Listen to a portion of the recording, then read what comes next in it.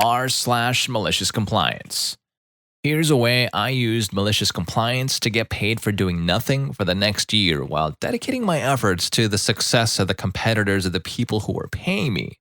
This one is exceptionally long, but I hope you consider it worth the time. The setting: office of a small plumbing company offering residential and commercial services, 6 days per week plus emergency service after hours and Sundays. 3 employees that handle dispatching technicians, invoicing, scheduling, parts ordering, etc.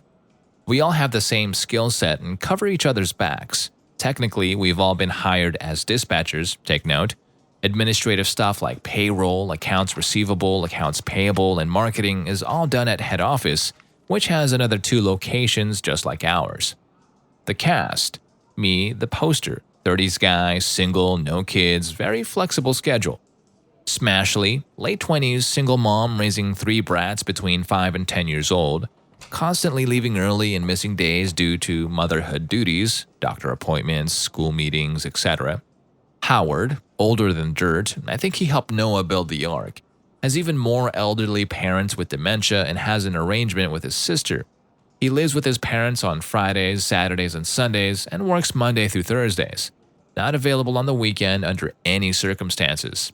His sister lives with the parents Monday through Thursdays. Howard doesn't need the job, but if he leaves, then his sister will offload some of these days onto his plate, and he's not having any of that. And SOB, son of a bitch. You'll meet him later. So the way this worked out was Howard would come in at 6 a.m. and work until 2:30 p.m. Monday through Thursday. Smashly would come in and work 9 a.m. to 3 p.m. Monday through Friday after getting her kids off to school and leaving early to pick them up. She would cover the weekends remotely from home. She also came in at 6 a.m. on Fridays since Howard wasn't in. I would come in at 11 a.m., work to 7:30 p.m. Monday through Friday, and cover on-call emergencies after hours. My hours were altered from 8 to 4:30 in my contract by verbal mutual agreement. I didn't mind. I like to sleep in. Now, all went along fabulously for a couple of years until Smashly messed it all up. One of her duties was vetting and submitting timesheets for payroll. Head office noticed that one of the techs was consistently making more than the others. It turned out that Smashly was doing some horizontal dancing with one of the plumbers and was inflating his hours on the payroll. It all came to light when a customer called for a warranty issue on some work that was done, and we could find no records in our system. The customer insisted that our tech was out, and the lady on the phone had told them that there was a 20% discount for cash.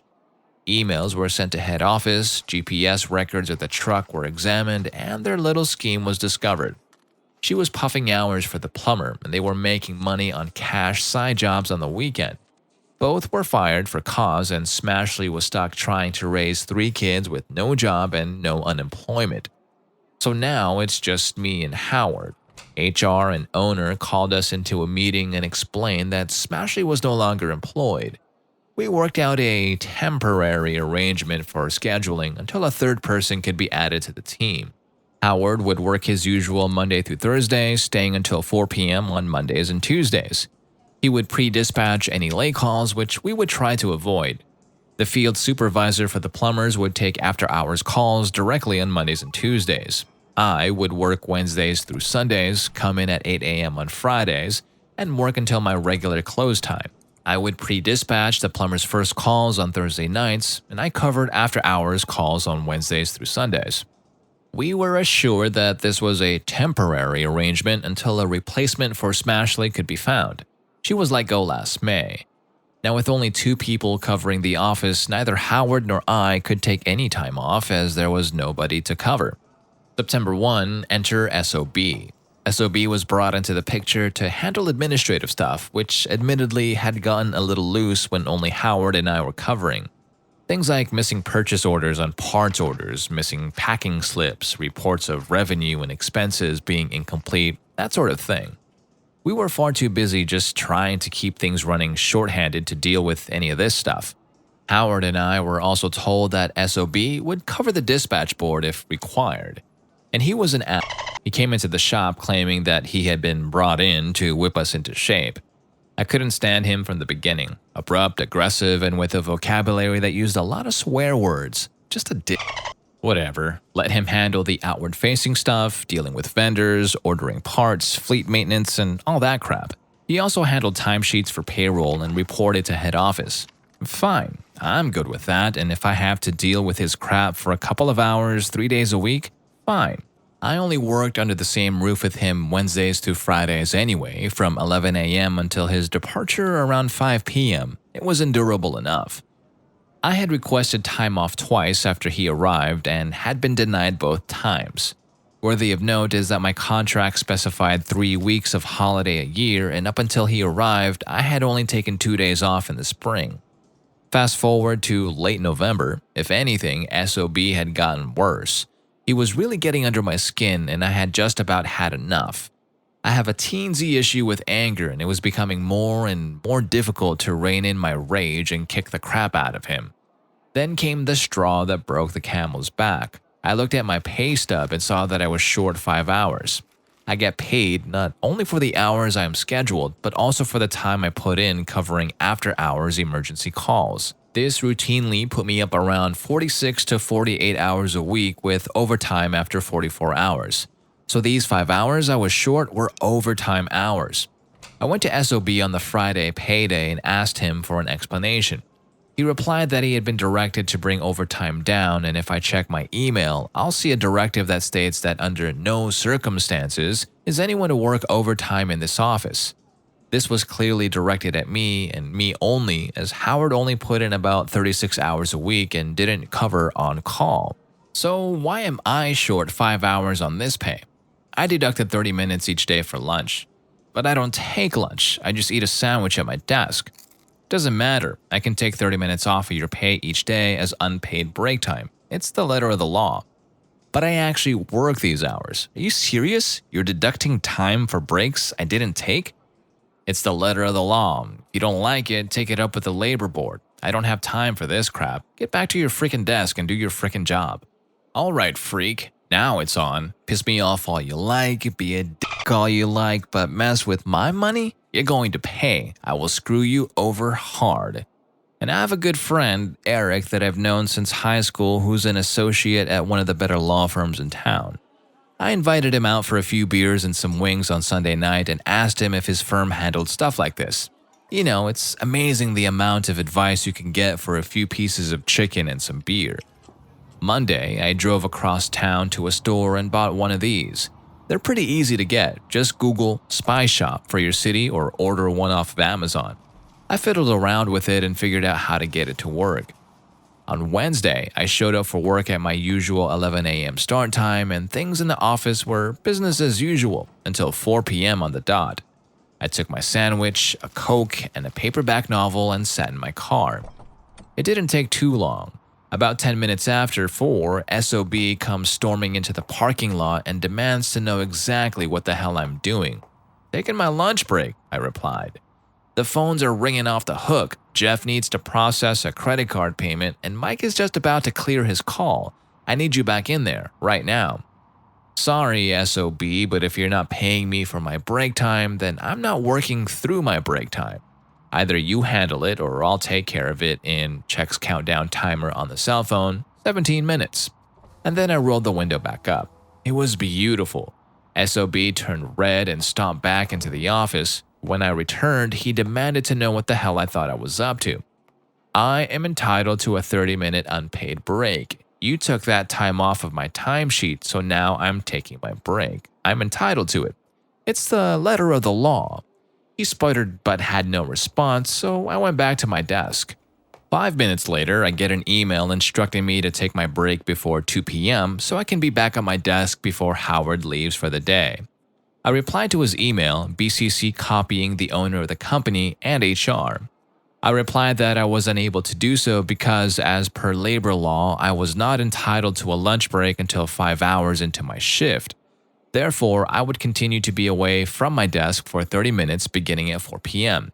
I even snipped and pasted a paragraph from the labor board website to support my position. He came into my office and chewed me out at length. I wouldn't budge. I told him, "It's the letter of the law, and if you have a problem with it, take it up with the labor board." On Thursday, just after SOB left for the day, I composed and sent him an email, again BCC copying in owner and HR.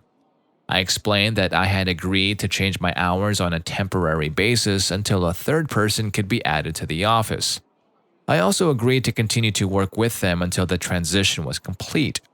As SOB was now firmly in the groove, I now withdraw my consent to the change of hours as contractually specified, and beginning Monday would revert to the hours in my contract.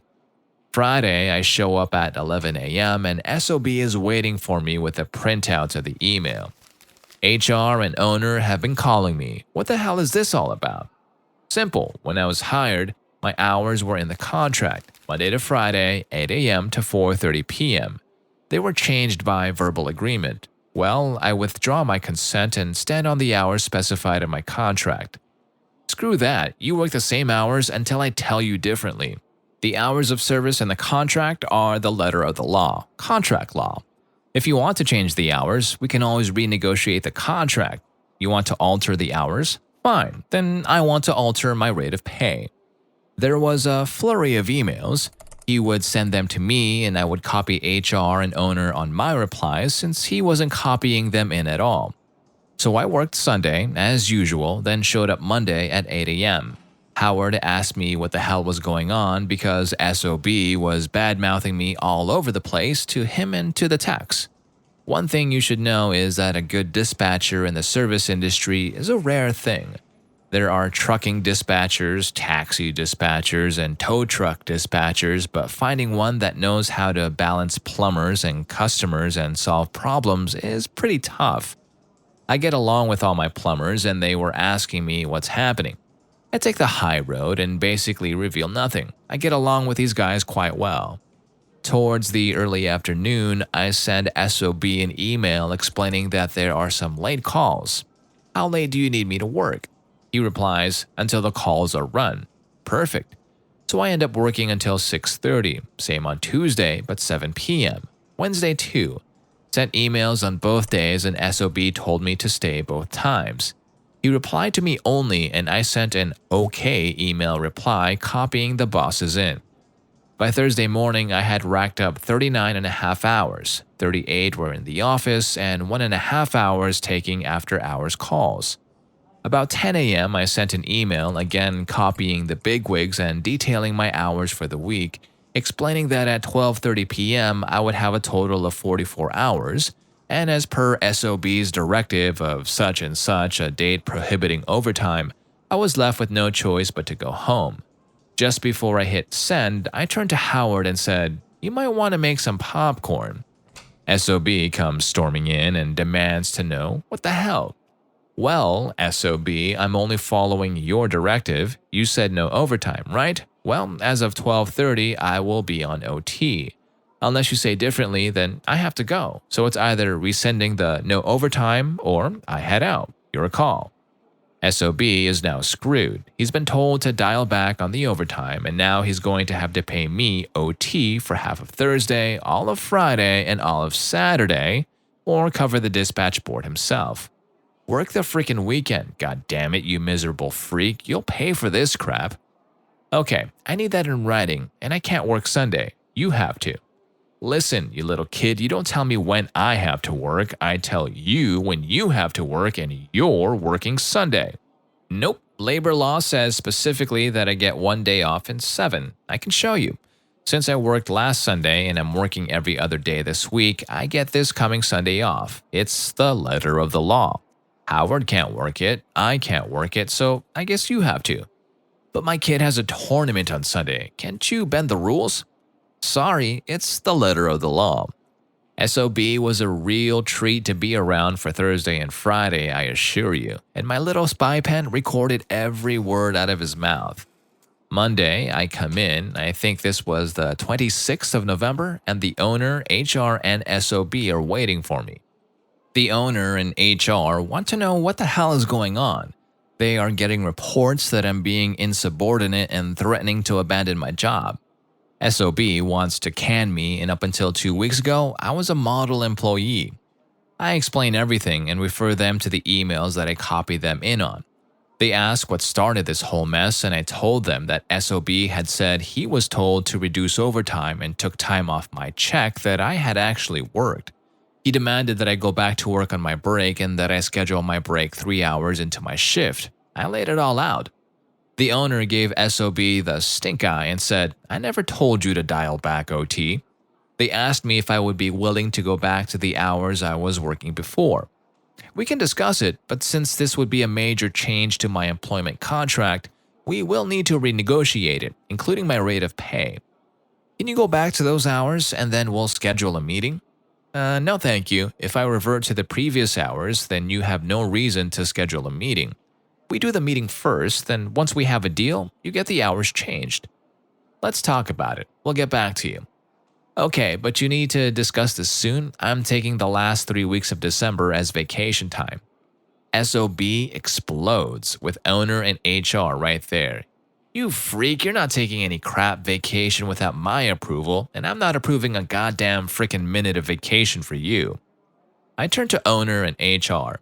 By labor law, I'm entitled to vacation time yearly. By contract law, I'm entitled to 3 weeks. So far, I've taken 2 days this year.